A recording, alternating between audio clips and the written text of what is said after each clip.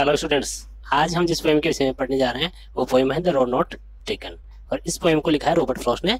और Robert Frost जो है वो एक अमेरिकन पोइट हैं। और रॉबर्ट फ्रॉस्ट का जन्म हुआ था 1874 में और इनकी मृत्यु हुई थी 1963 में। तो चलो जानते हैं पोएम के विषय में।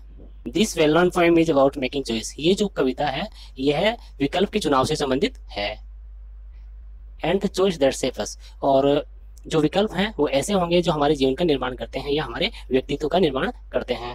रॉबर्ट फ्रॉस्ट जो पोइट है इस कविता के इज एन अमेरिकन पोइट। क्या है ये? अमेरिकन पोइट है हु राइट सिंपली, जो बहुत ही साधारण तरीके से लिखते हैं बट इंसाइटफुली। इंसाइटफुली का मतलब होता है अंतर्दृष्टि, मतलब साधारण तरीके से लिखते हैं लेकिन बहुत ही अंतर्दृष्टि के साथ, बहुत ही सूझबूझ के साथ लिखते हैं। अबाउट कॉमन ऑर्डिनरी एक्सपीरियंसेस, जो अनुभव है उनके जो साधारण है और आसान से हैं, उन अनुभव के बारे में लिखते हैं लेकिन बहुत ही अच्छे से लिखते हैं। About the poem the road not taken is a narrative poem.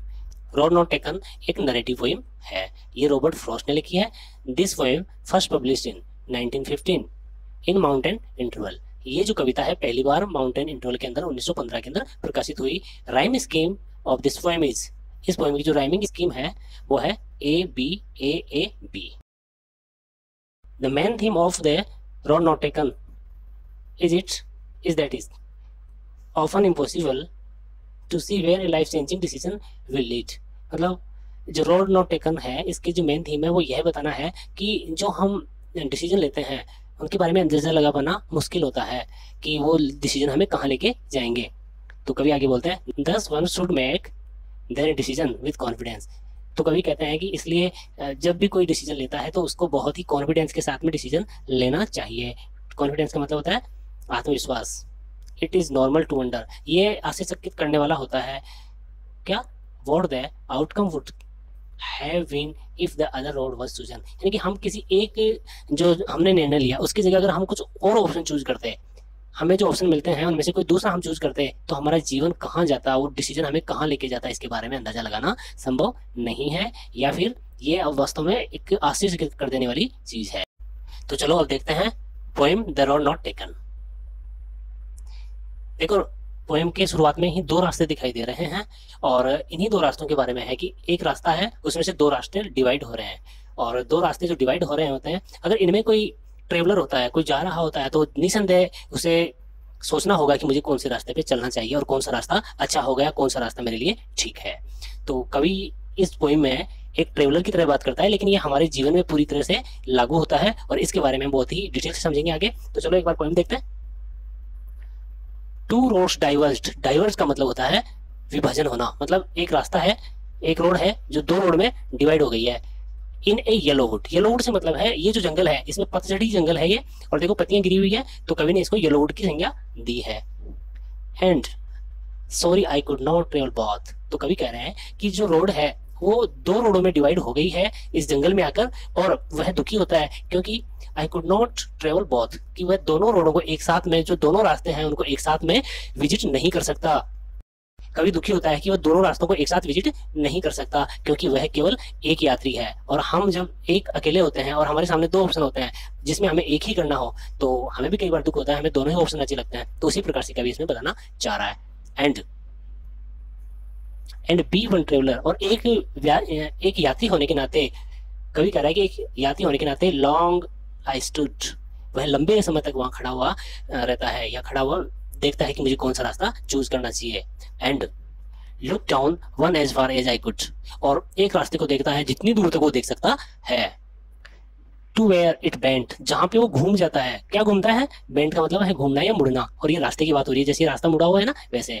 In the undergrowth, undergrowth का मतलब होता है झाड़ियों का झुरमुट, जैसे झाड़ियां, ये जो पेड़ है इनका जो झुरमुट है उसके लिए अंडरग्रोथ वर्ड यूज किया गया है। तो कवि कह रहा है कि मैं एक रास्ते को दूर तक देखता हूँ जितनी दूर तक मैंने देख सकता था, लेकिन वह रास्ता आगे जाके और झाड़ियों का जो झुरमुट है उसमें घूम गया है। अब देखो आगे कवि क्या करता है और उसे क्या सिचुएशंस मिलती हैं। चलो आगे देखते हैं। लेकिन आगे बढ़ने से पहले हम देखते हैं इसके इंपोर्टेंट मीनिंग्स। डाइवर्स्ड, डाइवर्स का मतलब होता है अलग होना या विभाजित होना। येलोवुड, येलोवुड का मतलब है पतझड़ वन। क्या होता है? पतझड़ वन। दूसरा ट्रेवल, ट्रेवल का मतलब होता है यात्रा करना। As far as, as far as का मतलब होता है जहां तक, यानी जितनी दूर तक। बेंट, बेंट का मतलब क्या होता है? बेंट का मतलब होता है मुड़ना या घूमना। और फिर है अंडरग्रोथ, अंडरग्रोथ का मतलब होता है झाड़ियों का झुरमुट। और अब देखते हैं आगे। Then took the other just as fair and having perhaps the better claim because it was grassy and wanted wear, though as far that the passing there had warned them really about the same। तो यहाँ कवि क्या कह रहा है? कवि कह रहा है कि then took the other, कवि ने क्या किया, यहाँ जो दो रास्ते थे उसमें से दूसरा वाला रास्ता उसने चूज किया, सेकंड रास्ता उसने चूज किया, जस्ट एज फेयर, और उसे ऐसा लगा कि ये रास्ता ठीक है, अच्छा है।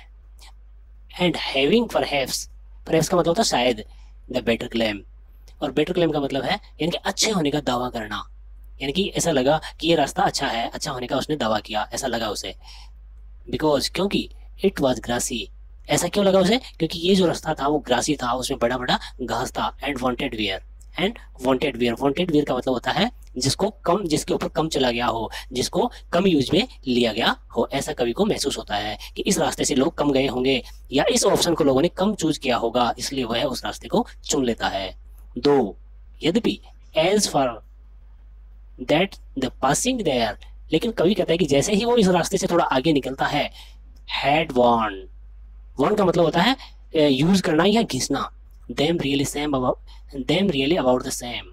कवि कह रहा है कि जब वो थोड़ा आगे निकलता है तो उसे रियली में ऐसा लगता है कि ये जो दोनों रास्ते हैं, इन दोनों रास्तों को बराबर ही यूज में लिया गया है, इन पे बराबर ही चला गया है। मतलब जीवन के किसी मोड में हम ये सोचते हैं कि इस ऑप्शन को लोगों ने चूज नहीं किया होगा या कम किया होगा, तो ऐसा कुछ भी नहीं होता। कुछ लोग किसी ऑप्शन को चूज करते हैं और कुछ किसी को, तो इस प्रकार से सभी ऑप्शन चूज किए हुए होते हैं। ये कवि को आगे जाके ऐसा एहसास होता है। चलो अब चलते हैं आगे, लेकिन आगे चलने से पहले देखते हैं इसकी spellings.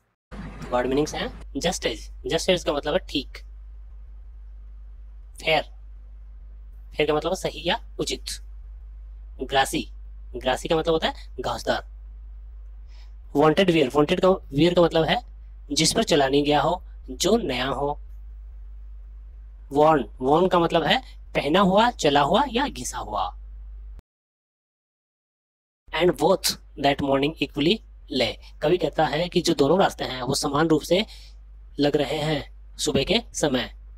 In leaves no step had trodden black, जो लीव्स हैं उनके ऊपर कोई स्टेप्स यानी पैरों के कोई निशान नहीं है, मतलब जो पत्तियां हैं उनको पैरों से कुचला गया नहीं है। मतलब अगर उस रास्ते से कोई निकला ही नहीं तो पत्तियां कैसे टूटने वाली हैं, पत्तियां नहीं टूटेंगी। तो कवि यही कह रहा है कि जो पत्तियां हैं, जो लीव्स हैं, उनको तोड़ा नहीं गया है कोई भी पैरों के स्टेप से। ओ आई केप्ट द फर्स्ट, ओ मैंने पहले वाला रख लिया है, फॉर अनदर डे, किसी अन्य दिन के लिए। कवि यहाँ कह रहा है कि मैंने दूसरा ऑप्शन चूज किया था और पहला जो ऑप्शन है इसको इसने क्या किया है, इसको इसने रख लिया है कि कभी और दिन वो इस जो ये रास्ता है इसकी यात्रा करेगा।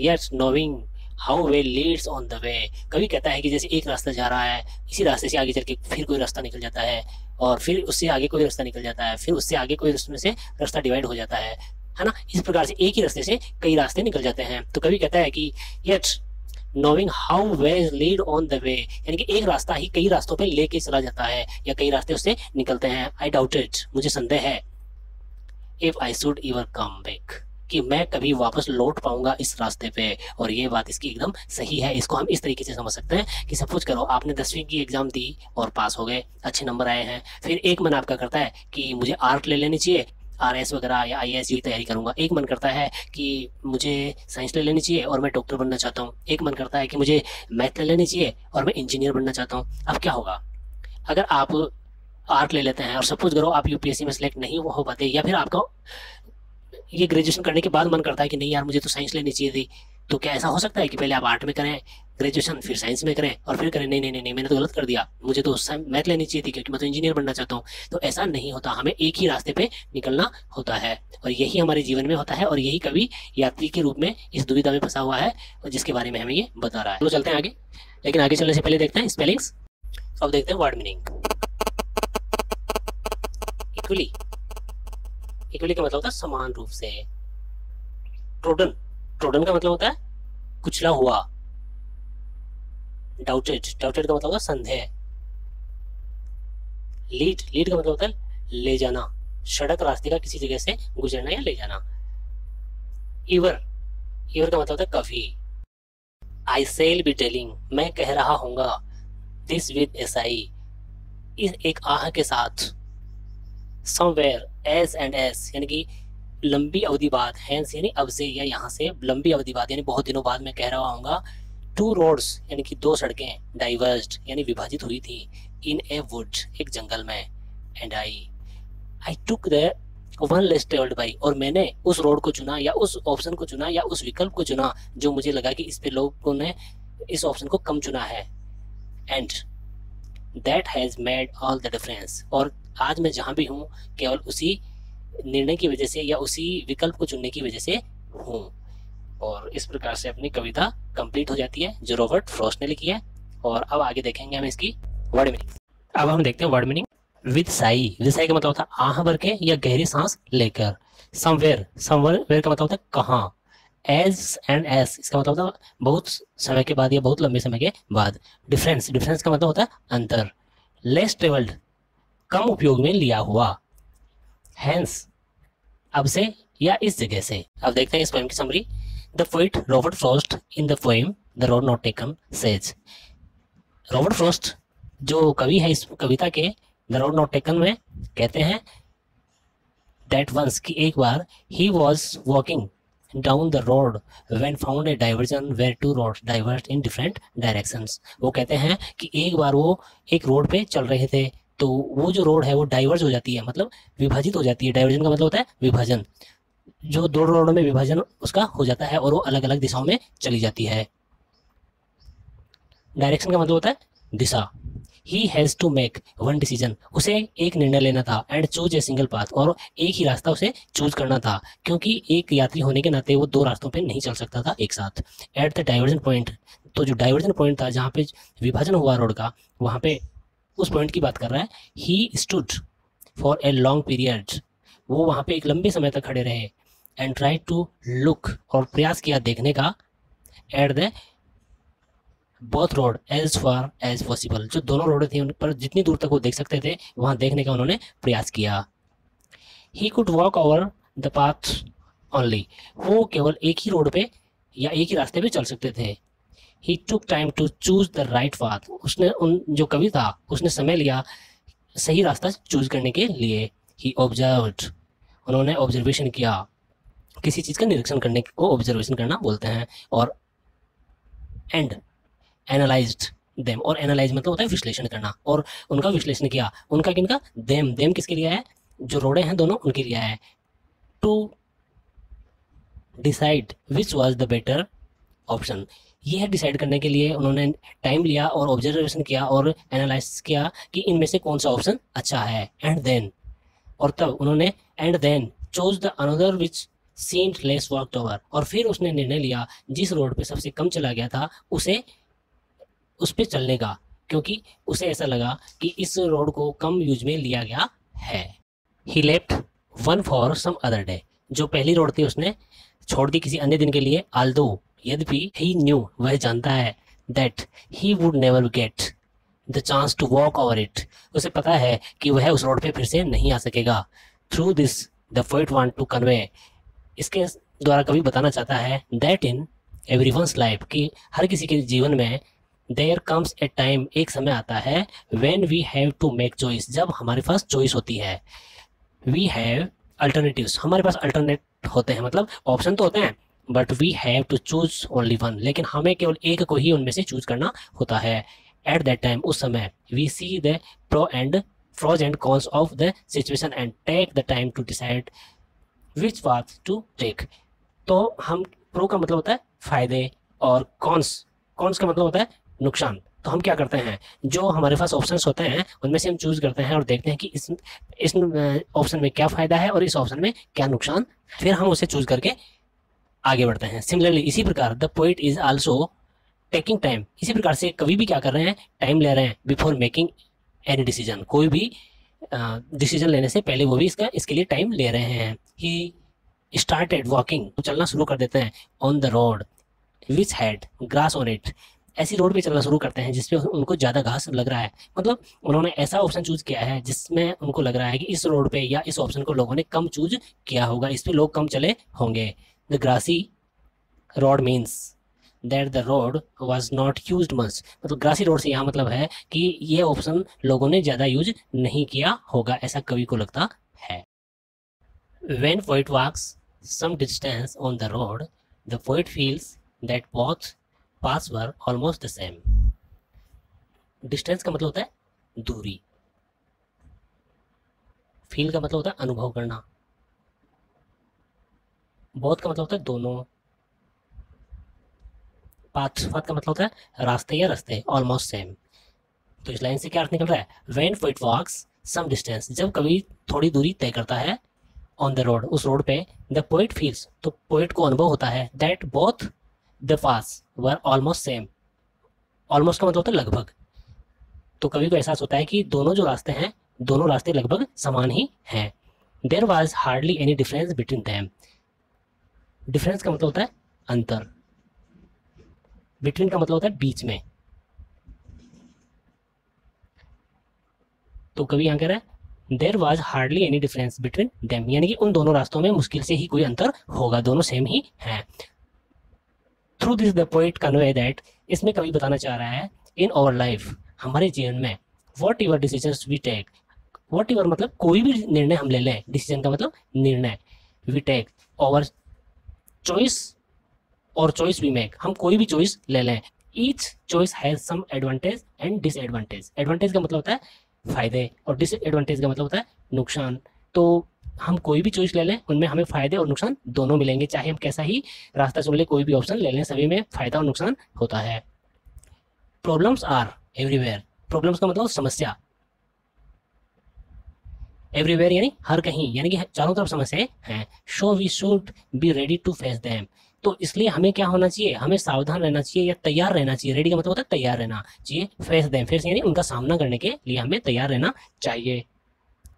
The poet says in the future we will take a deep breath and says that once upon a time he reached a point in life where he had to make one choice। तो कभी यहाँ कह रहे हैं कि हम future में, भविष्य में, कभी लंबे समय बाद में हम गहरी सांस लेते हुए, डीप ब्रीथ मतलब गहरी सांस लेते हुए ये कह रहे होंगे या कहते हुए पाए जाएंगे कि एक बार वह ऐसे पॉइंट पे पहुंच गया था, लाइफ के ऐसे पॉइंट पे पहुंच गया था जहाँ पे, यानी where he had to make one choice, जहाँ पे उसको एक चॉइस लेनी थी, मतलब एक चुनाव करना था, एक विकल्प चुनना था। एट दैट टाइम, उस समय, ही डिसाइडेड, उसने निर्णय लिया, डिसाइडेड यानी निर्णय लिया, to take that road which was less travelled. तो कवि कहता है कि विकल्प चुना जिस पे लोग कम चला करते थे या जिस पे कम चला गया था, ऐसा कवि को लगता है। It means that he took that decision which rare people take. इसका मतलब ये हुआ कि कवि वो डिसीजन लेता है जिसे बहुत ही कम लोग लेते हैं, and that decision has changed his entire life, और यही डिसीजन उसके पूरे जीवन को, जो शेष जीवन है, उसको चेंज कर देता है। The poet wants that people should decide wisely in their life. कवि चाहता है कि लोग जो अपने डिसीजन लें वो बहुत ही बुद्धिमत्ता के साथ लें, क्योंकि the decision they take will have an impact on the rest of their life, क्योंकि जो डिसीजन वो लेने वाले हैं वो उनके जो बचा हुआ जीवन है उस पूरे जीवन को प्रभावित करने वाले हैं। He felt that his future is depend on the choice that he made।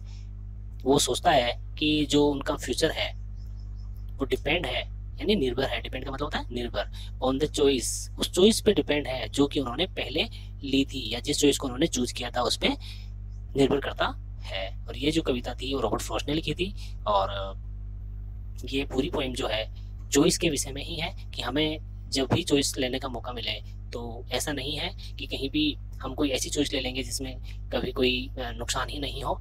नुकसान फायदे हर जगह हैं, लेकिन उनके लिए हमें तैयार रहते हुए डिसीजन बहुत ही समझदारी के साथ लेने चाहिए, क्योंकि वो हमारे पूरे जीवन को प्रभावित करते हैं। एक छोटा सा डिसीजन हमारा पूरा जीवन बदल सकता है।